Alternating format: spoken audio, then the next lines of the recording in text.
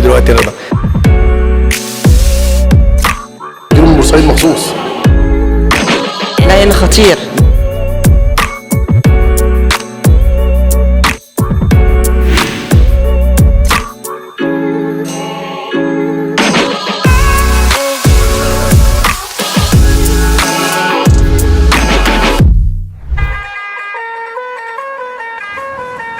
احنا النهارده في المطعم الرسمي للمشويات رضا حلمي، جايين نقدم كوبونات خصم لكل زوار المطعم. يلا بينا نبتدي الحلقه.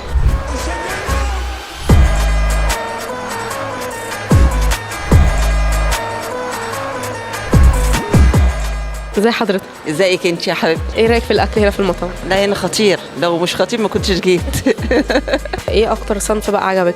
مشويات، إيه كباب او كفته، الكفته بتاعتهم خطيره. تدي المطعم كام من 10؟ لا هم 10/10 ما شاء الله. الناس كلها حتى بره اسماعيليه بيحبوهم، بيجوا مخصوص عشانهم. بريكو عامله لي خصم على الاجهزه الكهربائيه، مبروك عليكي. ايه رايك بقى في المطعم والاكل؟ لا جميل جدا بصراحه، جاي من بورسعيد مخصوص. تدي له كام من 10؟ 12. طب حضرتك بقى بتيجي من بورسعيد مخصوص لاسماعيليه لرضا حلمي، كل مره بتيجي تطلب ايه؟ ضرب وكفته ومشكل، لا كل حاجه حلوه بصراحه. شركه بريكو عامله لك خصم على الاجهزه الكهربائيه. اتفضل، مبروك على حضرتك. بارك فيك. اول مره تزوروا المطعم؟ اول مره نيجي المطعم حقيقي. ومنين بقى؟ عن بورسعيد. تقييمكم ايه بقى للمطعم؟ لا جميل حقيقي. اتفضلوا، مبروك عليكم. شركه بريكو بتقول لكم كل سنه وانتم طيبين بمناسبه السنه الجديده، وبتعمل لكم خصم على الاجهزه الكهربائيه. شكرا لذوقكم. ايه رايك في الاكل؟ والله بصراحة هنا الناس محترمة جدا والأكل أحلى حاجة بصراحة. اول مره تيجي رضا حلمي؟ لا من زمان بصراحة، يعني داخل في 12 سنة مثلا. هنا اصلا اسماعيليه؟ طبعا هنا تقريبا أحسن لقمة أكلتها. وتقييمك كام بقى للمطعم؟ والله العشرة. مبروك على حضرتك. شركه بريكو عامله لك خصم على الاجهزه الكهربائيه، مبروك عليك. شكرا. ايه رايك في المطعم؟ جميل، انا بقالي 9 سنين باجي اكل هنا. اصلا اسماعيليه؟ لا بورسعيد. ايه اكتر صنف بتحبوا تيجوا من هنا كل مره؟ الطرب. تدي كام من 10 لرضا حلمي؟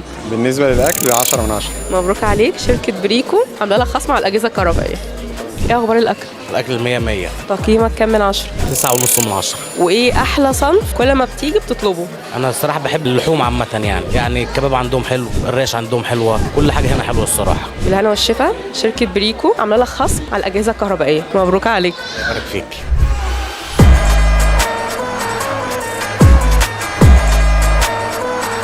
اتبسطنا جدا معاكم في حلقه النهارده، وما تدورش كتير مع بريكو، ضمان وتوفير. باي باي.